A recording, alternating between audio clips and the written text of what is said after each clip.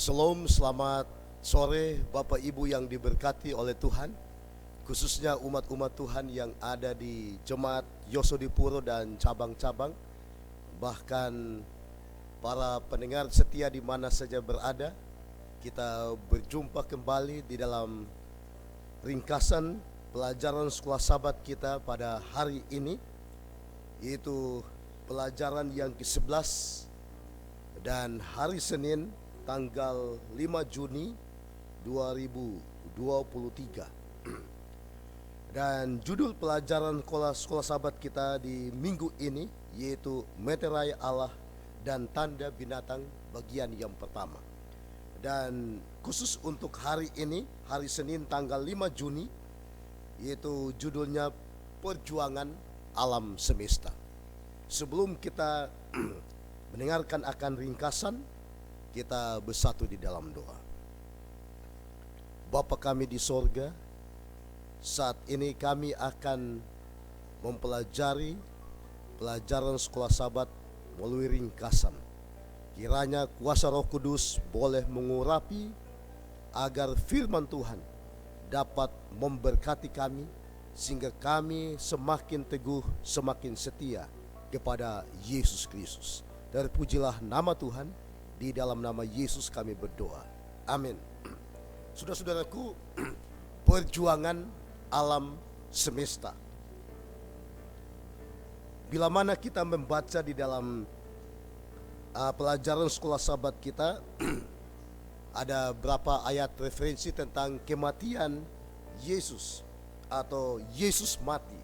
Di dalam Matius pasal 27 ayat 45 sampai ayat yang ke-50, bahkan sampai 56 perikop di dalam Alkitab, yaitu Yesus mati. Nah, apa yang dimaksud dengan perjuangan alam semesta? Saudara-saudaraku yang diberkati oleh Tuhan, Yesus terlihat sendirian di kayu salib, seolah-olah Bapanya telah meninggalkan dirinya sendiri.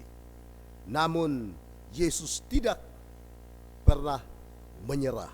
Dia terus berjuang. Kenapa? Apa yang membuat Yesus terus berjuang?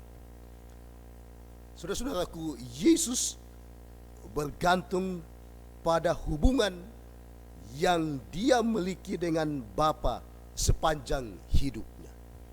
Jadi di dalam perjuangan daripada Yesus, dia berjuang untuk alam semesta, dan perjuangannya menunjukkan bahwa hubungannya dengan Bapa tidak pernah terputus sepanjang pelayanan kehidupan daripada Yesus.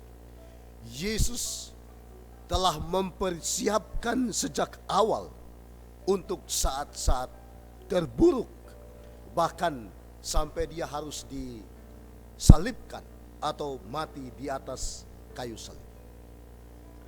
Yesus tidak menyerah meskipun di sekelilingnya keadaannya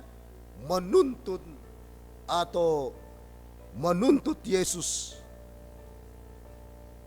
ragu dan menyerah.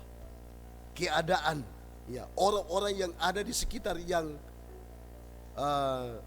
mendampingi akan Yesus, Yesus melihat bahwa mereka juga tidak bisa berbuat apa-apa, dan itu keadaan yang sangat sulit bagi Yesus. Namun Yesus selalu berserah kepada Bapanya. Yesus mengandalkan bukti penerimaan Bapanya yang diberikan kepadanya. Saudara-saudaraku yang diberkati oleh Tuhan, oleh iman Kristus menjadi pemenang.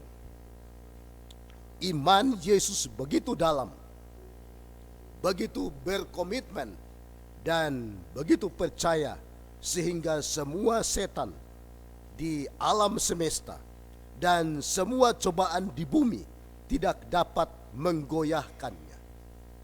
Iman Yesus adalah model iman yang percaya ketika tidak dapat melihat, percaya ketika tidak dapat memahami, bertahan ketika hanya ada sedikit pengharapan.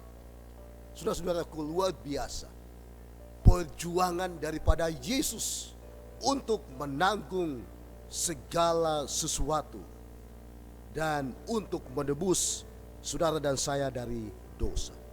Oleh sebab itu, iman seperti inilah adalah anugerah yang diberikan kepada saudara dan saya sebagai manusia. Yesus telah memberikan teladan agar kita mengambil contoh, berharap dan tetap setia kepada Yesus. Karena Yesus dia selalu berharap dan dia mengandalkan akan, dia selalu berhubungan dengan Bapaknya, sehingga dia selalu menang. Iman seperti ini tidak muncul tiba-tiba, saudaraku. Ini adalah proses belajar hari demi hari. Di saat senang, di saat buruk, saat Tuhan terasa dekat atau jauh, orang benar akan hidup oleh iman. Sekaranglah iman itu harus dilatih agar bertumbuh setiap hari. Saudara-saudaraku, sepanjang hari ini boleh jadi saudara dan saya akan mengalami berbagai macam tantangan, perjuangan.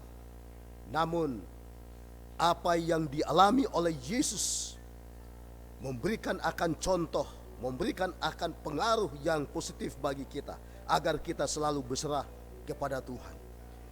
Dikatakan mulai dari jam 12 kegelapan meliputi seluruh daerah itu sampai jam 3. Kira-kira jam 3 berserulah Yesus dengan suara nyaring, Eli, Eli, lama sabatani. Artinya, Allahku, Allahku, mengapa engkau meninggalkan aku? Saudara-saudaraku, biarlah kita selalu berseru kepada Tuhan, dekat kepada Yesus. Dengan demikian iman kita semakin kokoh dan kita tetap setia sampai Yesus datang untuk menyelamatkan kita. Biarlah firman Tuhan, renungan, ringkasan pelajaran sekolah sahabat dapat memberkati kita semua. Adalah doa dan harapan kita. Amin.